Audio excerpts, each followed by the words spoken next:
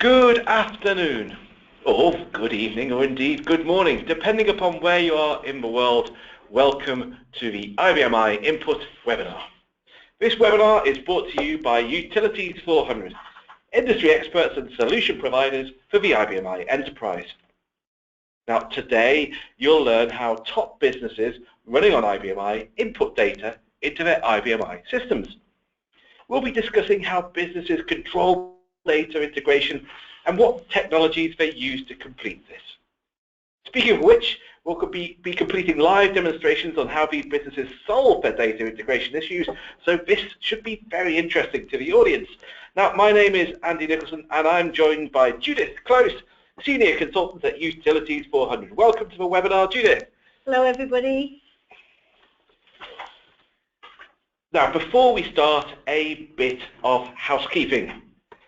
For your questions, please tweet us on @Utilities400 and use the IBM input hashtag. Now, we might not be able to get to these until after the webinar, so please take note. To join the live discussion, please use the management console. Now, this should be floating somewhere on the right-hand side of your screen. Within this, you can find the questions tab. Please feel free to open this up and ask a question. We'll be having a Q&A session at the end of the webinar, and we hope to answer all these then. Finally, if you've missed something or wanted to walk through the demonstration again, don't worry, we are recording this event and you'll receive a link to the video within the next 48 hours. Also, both Judith and I are suffering from horrible colds. It's that time of year, so please forgive us if we have an odd cough or a sneeze here or there. That's it for housekeeping, so pour yourself a coffee, pull up your chair and grab the popcorn as we're about to begin. There are many factors and drivers for better data import and integration practices. First, historically, EDI has been the integration mainstay, but it's expensive to implement. It is very structured, so difficult to maintain and change. Plus, EDI alone fundamentally fails to address the growing sources and file formats that businesses need to process. Which brings me to the second point. The growth in disparate data your enterprise needs to cope with. These could be from customers sending sales orders via email in a spreadsheet or uploading transport information placed in an FTP folder. Your enterprise needs to accept multiple formats of data from many different formats and sources. Then there's the ability to bring in multiple data sets back from different databases. BVs, for example, your own warehousing SQL, or perhaps a product database you built using Microsoft Access. You need the ability to draw from these databases, validate, then pass the data to your enterprise. Ideally, we want this flow of data to be controlled using one process, something that will act as a conduit between the multiple data sources and your IBM enterprise. So no matter what the format, data source, or transport method, we've one solution that can extract, transform, and then load using the interface files or overwrite, update, and append this data within the relevant tables on the IBM. And these uploads could be in multiple areas too, so populating multiple IBM databases from a single source, for example, output to headers, lines, and trailers, making better use of the data you have, or updating different systems on your IBM, such as warehousing and financials, using one automated and validated process. Now we're going to demonstrate these routines, but in terms of updating the database, we offer multiple methods. I've already mentioned using interface files, providing validation, and the options for table updates, including overwrite and append, but there's another smart method we can use to input this data into your IBM enterprise.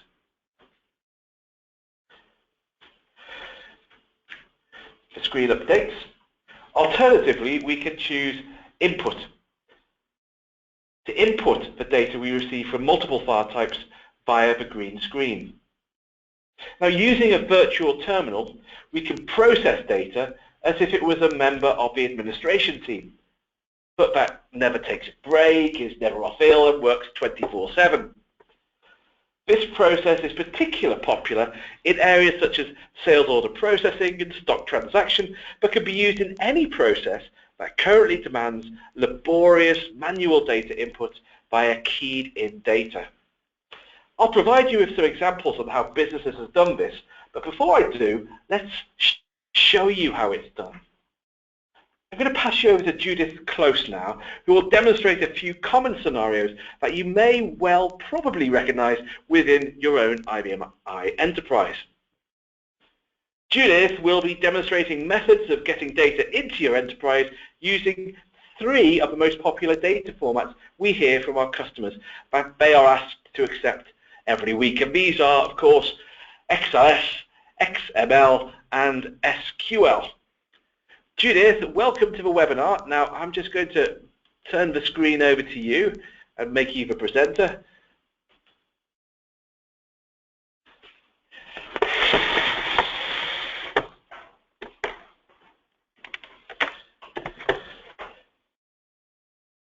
There we go, we can see your screen. Okay, Andy, thank you very much. Hello, everybody. I'm going to walk you through some examples of how we can take data using our iRoot application. And the first example I'm going to use is taking data from an Excel spreadsheet. This is the spreadsheet that I'm going to use, and this is a simple spreadsheet of 914 rows of invoice data. And what we're going to do is we will create an extract over that. Now, our extracts are set up in something called a script, and the process will walk you through selecting the type that you want to take the data from. So, for example, as I've said, this is a spreadsheet, but as you can see in the list, we have many other examples. I'm going to select our file that we've just looked at, which is our invoice Excel spreadsheet, and we're going to take that, and then we'll be presented with the columns that are in that spreadsheet. So on the left-hand side, you can see those columns, and if I want to take all those, I can simply select them. In this particular example, I'm actually going to choose 3 of those columns. I'm going to choose an invoice number, a customer code, and an invoice value. Once I've selected those, I'll be asked what I want to do with that data. And I'm going to upload this information onto the iSeries, and we will run this script, and we will then see the data arrive in a file that I've just created. Now, what you're seeing here is actually the layout of the file. This information can be changed. It's taken data from the spreadsheet to give us an idea of what we want to call our fields, but I can change this quite easily to be different values. So I'm just going to go through and change some of this information. So those are our field names. This is our field type. I'm going to make this one an alpha field, if I do it correctly. I'm going to leave the length as 15, but we don't need any decimal places. And just let me correct that because I've made a mistake there. I'm going to leave our customer as it is, but I'll again change the length of that. And I'm going to leave our invoice value to be numeric. So once I've selected that information, I will give it a script name, and I'll run that script to send the data, as I say, up to the iSeries. And I'm running this manually, so we can see exactly what happens. So if I now flip back and go onto our iSeries, this is our iRoot menu. And if we go into our upload history, we will see that we have uploaded a file of 914 rows. And if I do view the data, you can see those 3 columns that I've just taken. So that's taken the data, uploaded it, and created that file with that information. Now I'm going to go back, and I'm actually going to change this script now, the one that we've just created. And I'm going to modify that, and of course you can modify all the information, but this particular instance, I'm going to change what we call post-processing. Now, post-processing, by that, I mean that we can run any number of steps once the data has been extracted. Now, those processes may be processes that exist on the server. You might want to run an Excel macro if you were extracting data, for example, from an SQL database. You may want to run an SQL DTS package or a stored procedure. But in our particular case, what we actually want to do is run an iSeries command.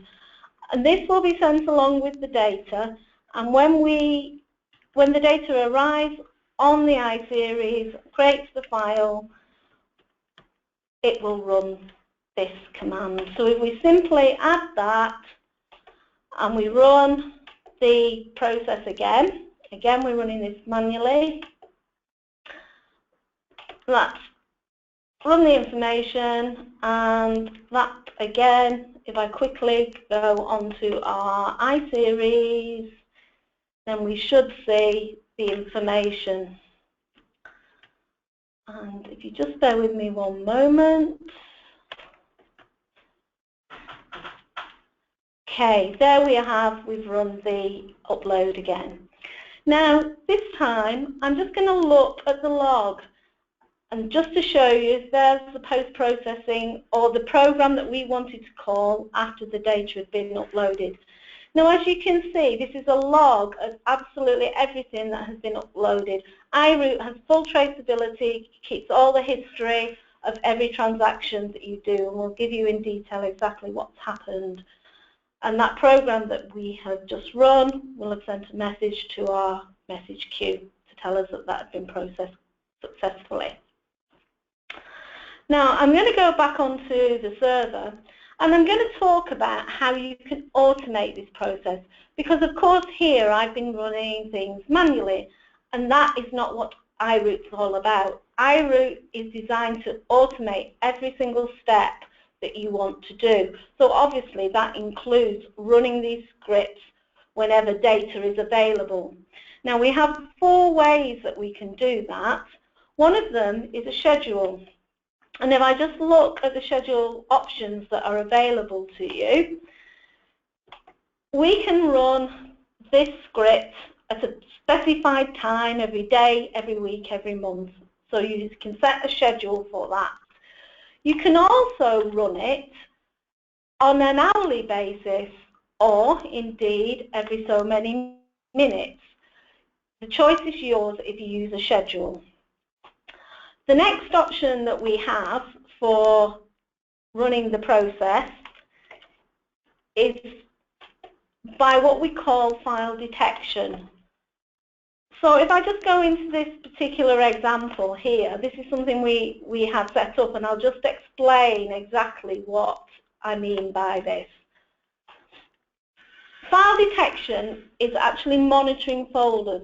So if you have any internal spreadsheets, etc., that people are working on, they can place those spreadsheets in a folder, and the file detection software within iRoot will pick that information up and actually run the appropriate script.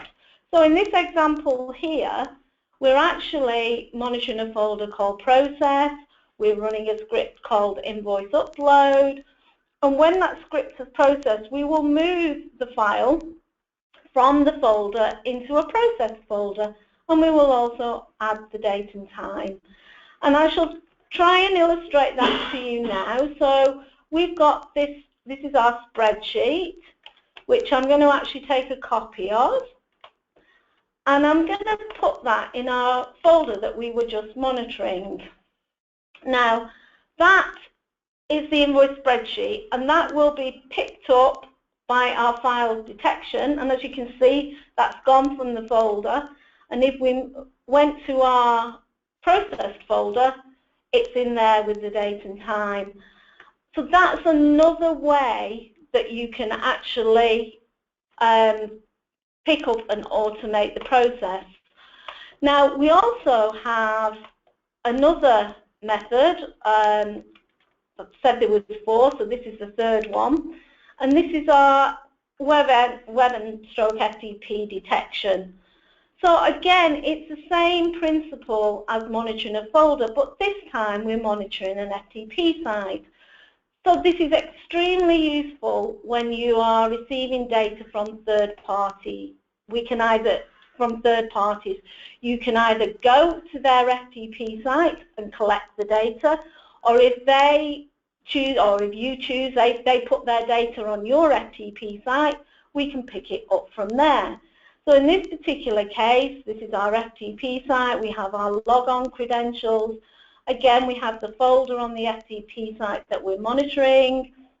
We're going to pick that up in the same way, run our invoice upload script, and we're also on the local server going to save that file to a different folder. So we know exactly what's been processed and where it's gone. Now, our final option that we have for automation is our mail detection. So we can monitor for the incoming emails. Now here we're monitoring Outlook, and in this particular case we're monitoring every 40 minutes. And if I look at the attachments that we're monitoring and just have a look at one example, again it's a very similar process, but this time it's for emails. So we're looking for emails that are coming to an address UTI-demo, uti400.com, where the subject equals invoice upload. And then we're going to run the script. Again, it's exactly the same process. The email will be moved from the inbox once we've taken the data and uploaded to the iSeries. Now, as in addition for taking any attachments from the email, so for example, this would be monitoring for an email with an attachment, we can actually set this up so that we can take the body of the email. We can send the details, the contents that's in the body of the email, and upload those to the iSeries, and then process those as we require. So those are our 4 options for actually automating the process. Now what I'm going to do is just show you a couple of other examples of data formats that we can use. Now, as Andy said at the beginning, we've got XML and SQL, and I'm going to show you a couple of examples of those. But don't forget, we can also do CSV files, text files, Access database, basically any of the standard Windows formats we can take the data from. So let me quickly show you how you can take data from an XML spreadsheet. We typically get a lot of our customers who receive their orders, for example, sales orders, in an XML format. And this is an example of a XML document.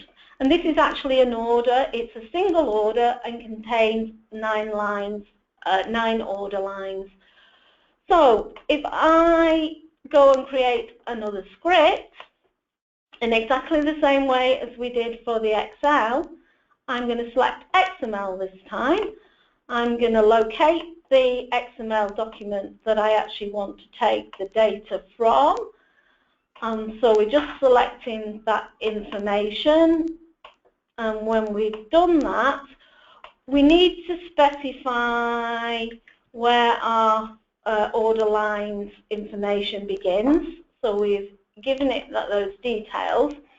Now, what you're seeing here is a tree structure to represent the XML document. And this is, when we were doing the spreadsheet before, this is where you would have seen the spreadsheet columns, but as it's an XML, it's a different layout. And it's very easy to pick data from here. Any of the elements that you see in red that actually contain data, and we simply go down and select the ones we want, and as you can see, it puts them in selected items. So if we just scroll down, we're going to get to our order line information, and we're going to take our line number, our supplier product code, and a quantity. So with 5 pieces of information simply from that XML document, and then the process becomes exactly the same as it did previously when we were creating data from the spreadsheet. So we need to tell it the details of where we want to put the information. So we'll just give it some file details. Again, you've got the layout of the file that's being created. I'm not going to change any of that this time. I'm just going to keep the information that we've got. And then I'm going to run that script. Again, this is just running it manually, but in the real world, this would be an automated process. So you would set up your script, and then you would set up the method that you want to automate the process. And if I quickly go back to our iSeries into iRoot, and you can see the file that we've uploaded.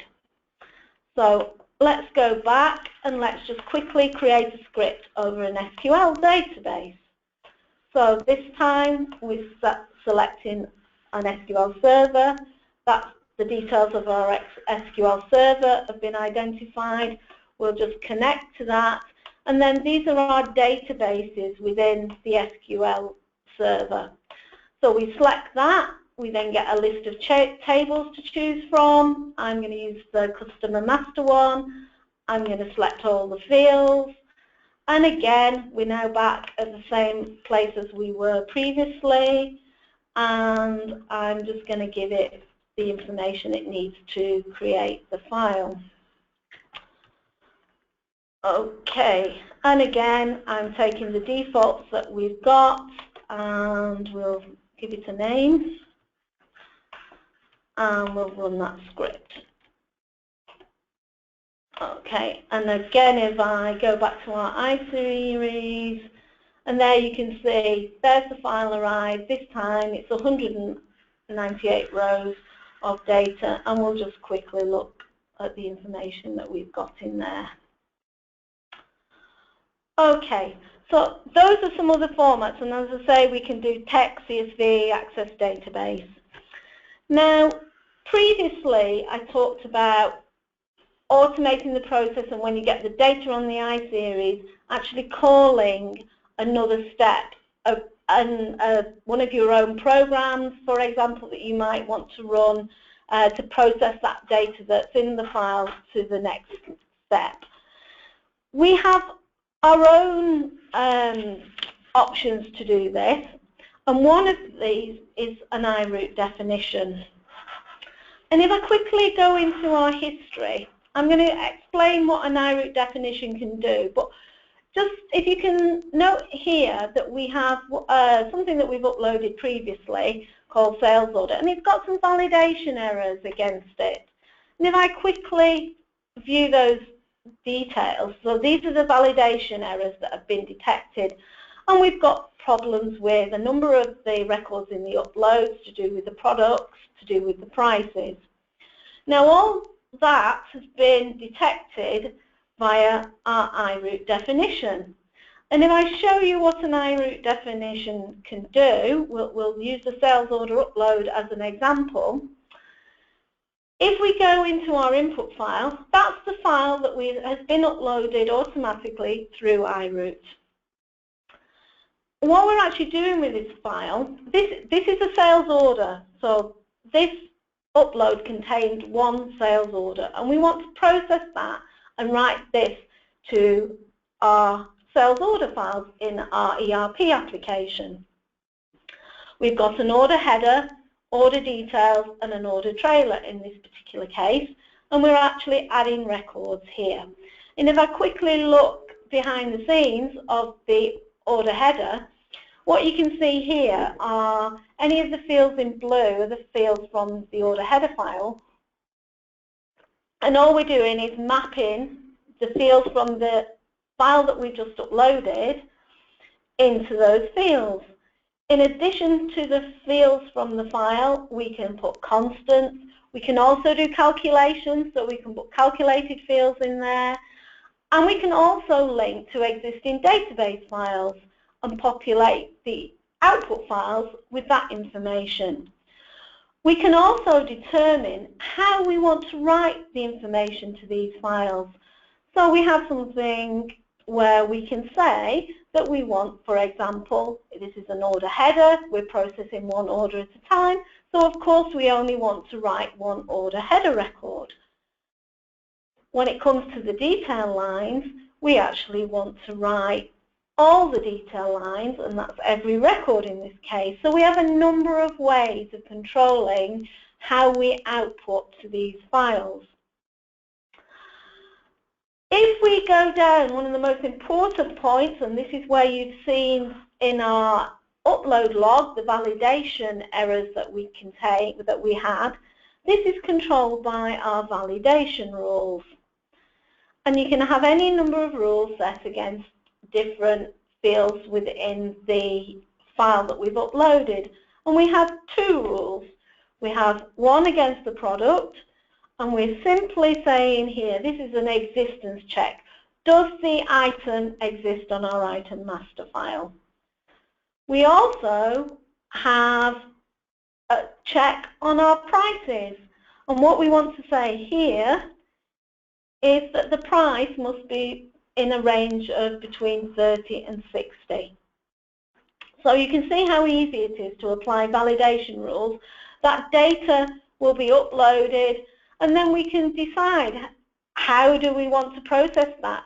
If it's just an individual record that's wrong, we can say just ignore that record but carry on updating everything else.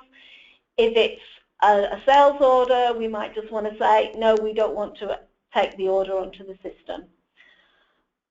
So that, in essence, is an IROOT definition.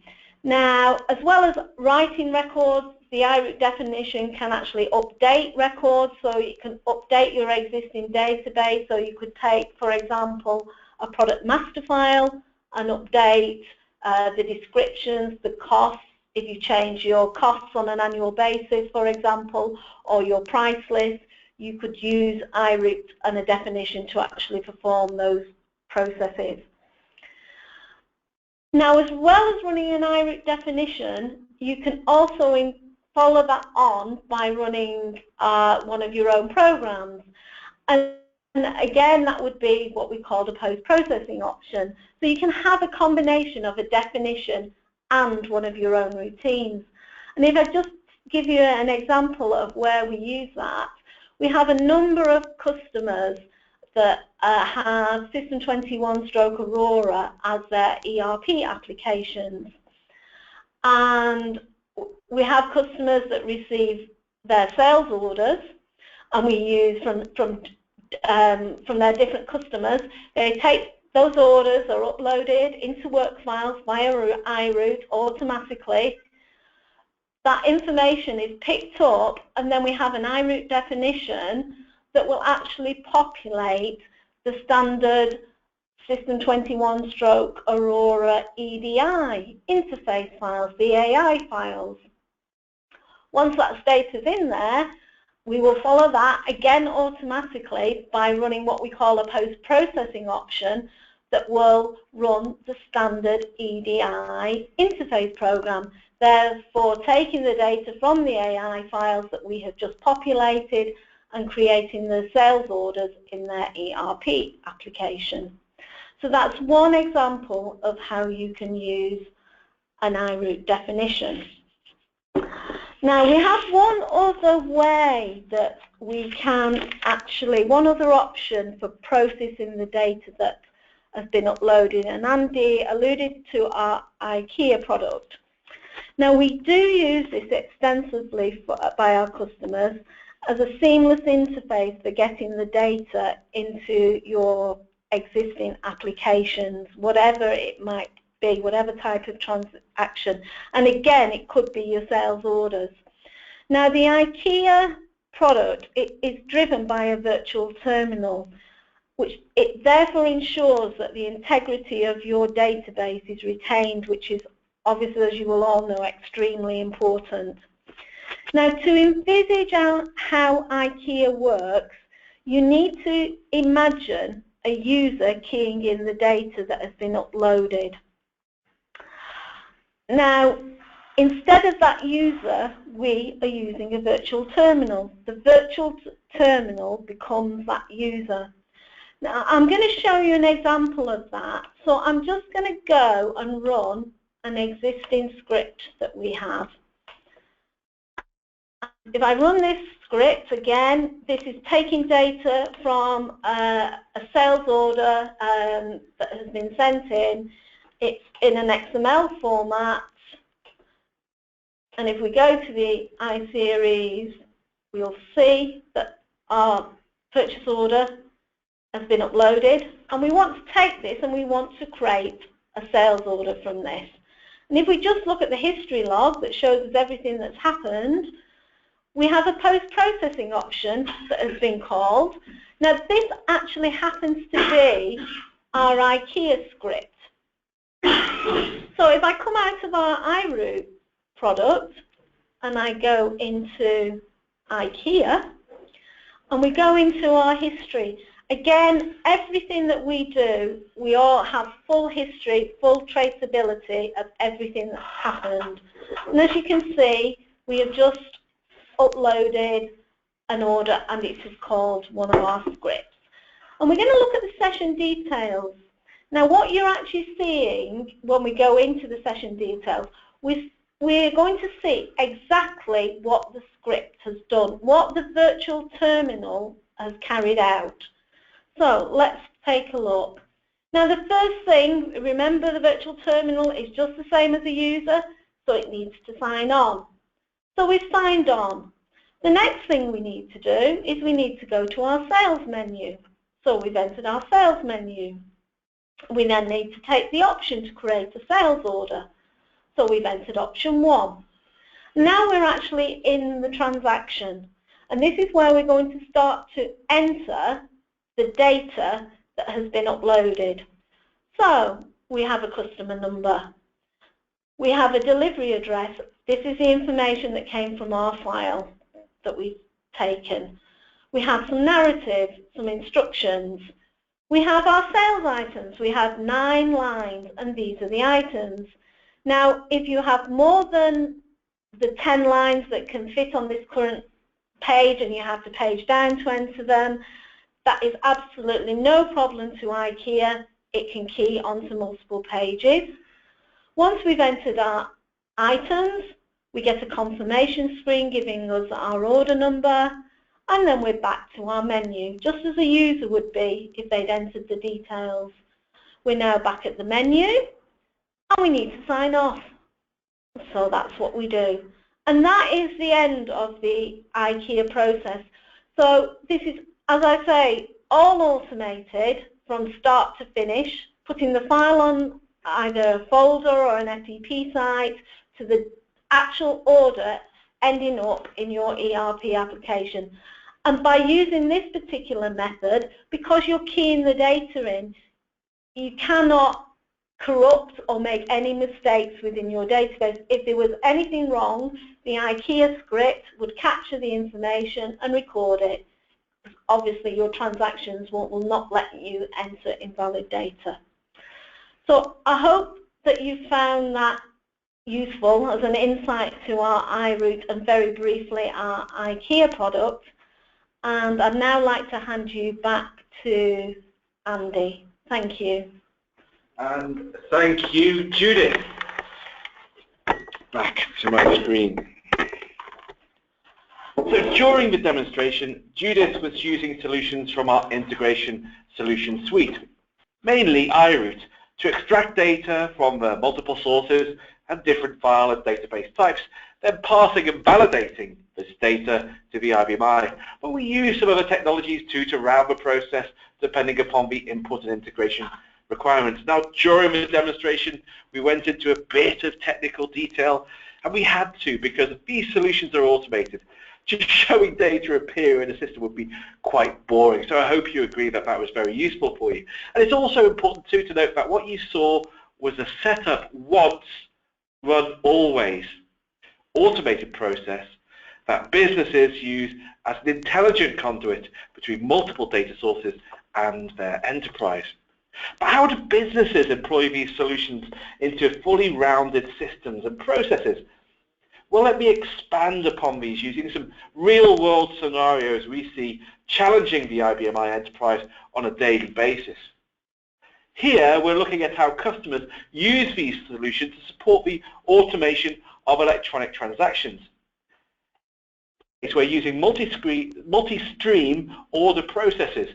Here you'll see that we're monitoring network folders and FTP folders, remote locations, and email using iRoute. Once we detect an order, by whatever method, iRoute will run the validation routines. Now, on successful validation, we can write the data to the database files.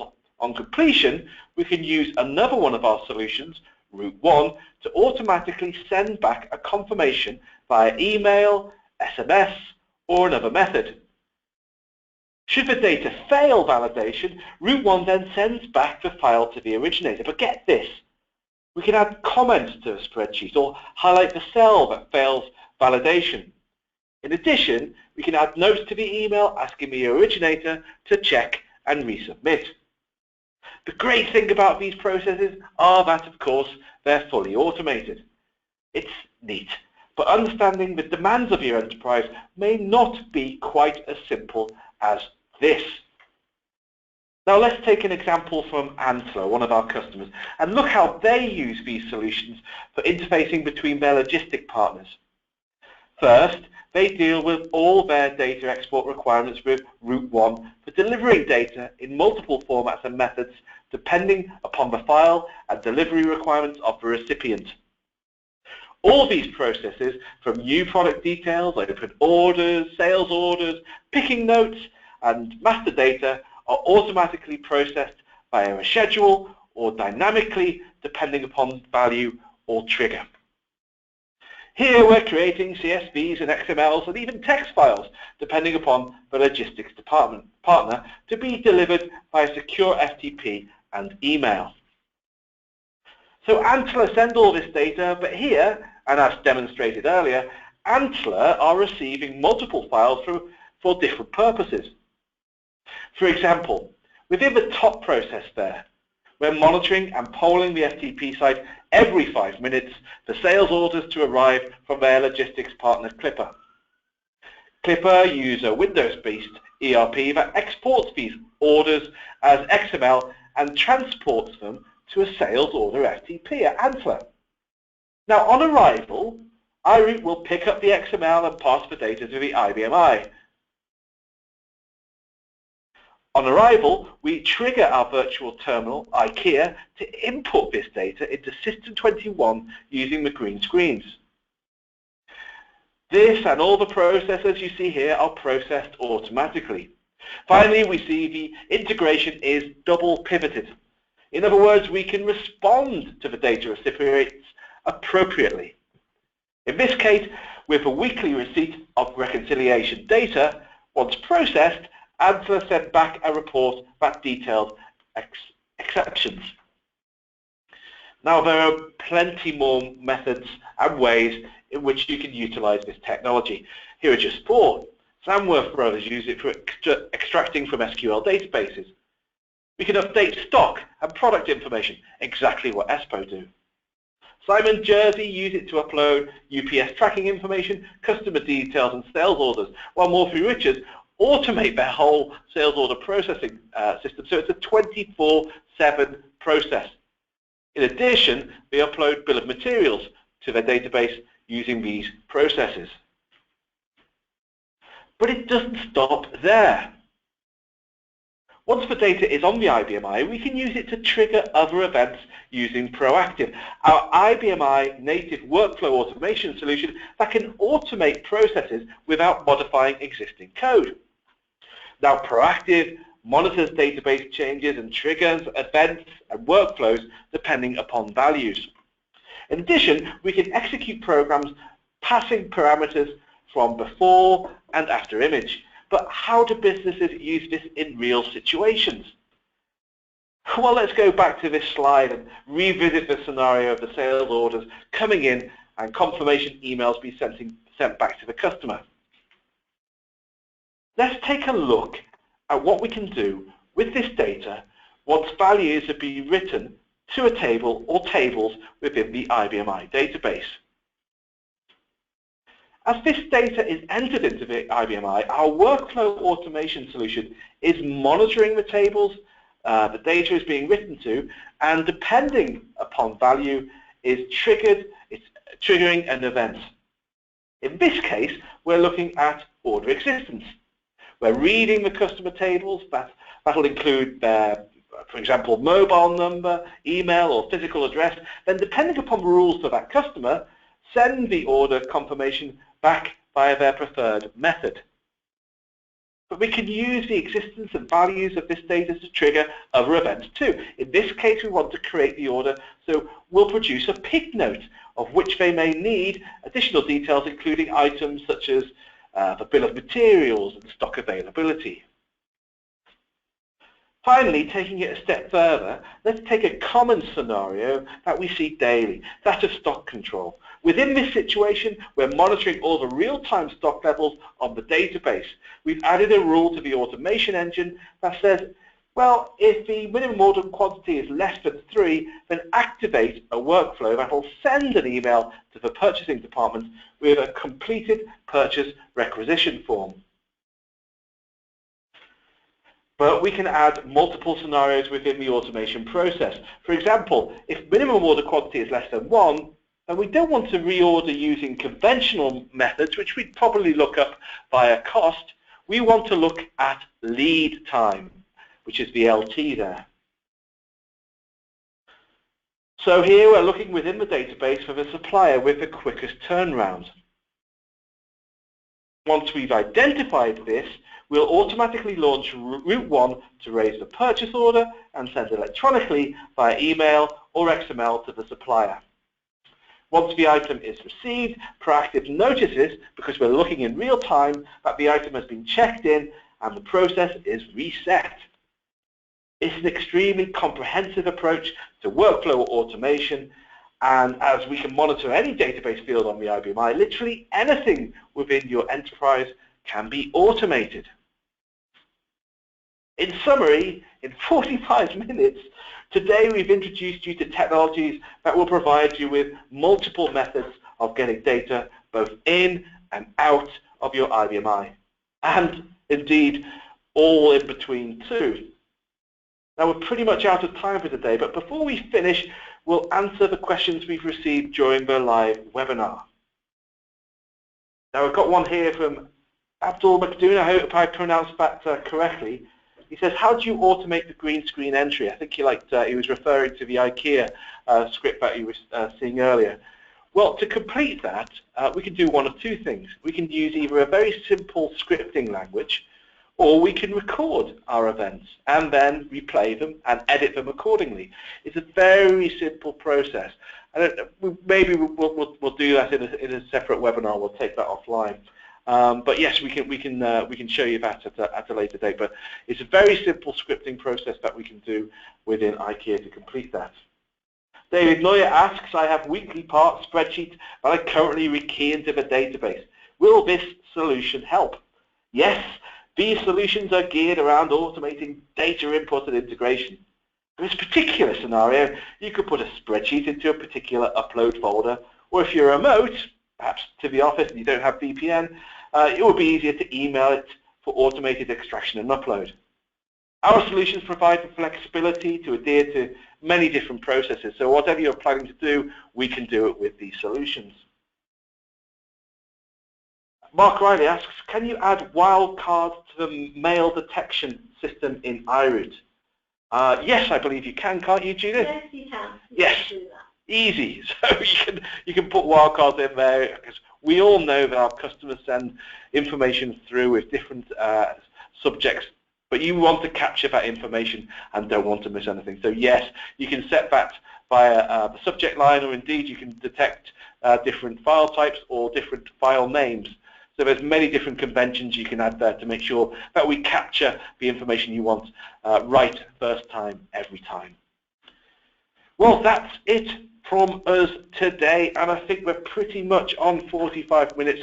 So slap on the backs for us, and we didn't even sneeze once during the webinar too, so not bad considering how ill we are. But many thanks for you, the attendees, for joining us today. Again, this webinar is being recorded, and a recording to this event, if you wanted to catch up on any part of it, will be with you and in your inbox within the next 48 hours. Don't forget to follow us on Twitter @Utilities400 and follow us on Facebook and LinkedIn too by searching for Utilities400. Our website address and phone numbers are on the screen too, so should you have any questions post-webinar, please do get in touch. But from myself and from Judith, thank you very much. Thank you very much, and I wish you a very good day. Bye-bye. Bye-bye.